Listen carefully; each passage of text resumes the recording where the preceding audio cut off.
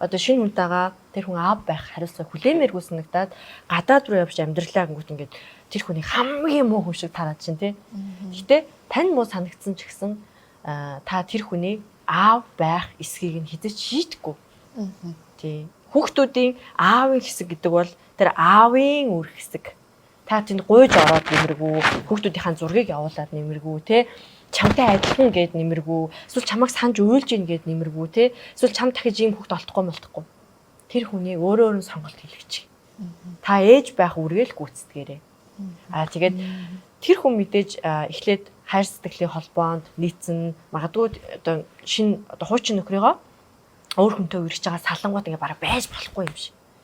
Тэгтэл тэр хүн бахаад л ингээл нөгөө амьдрал үзээд л хүмүүстэй найзалж уулзаал үзээл явж байгаа. Тэгэхээр тэр хүн бас маш олон алдаа гарах боломжтой. Гэтэ аав байсаар л байгаа тийм. Аав байсаар л байгаа. Тэгмүүд хүүхдийн аав гэдэг нүдээ үлдээгээд бусад хүмүүний бүгдийг хасаад хүүхдийн аав бич ямар сонин шийдвэр гаргад юм бэ гэдэг ингээд хүүхдийн аав гэхээсээ тэр чинь зөвөр л бас нэг тэдэн настай тэр аавхтай тэр Монгол улс иргэн л.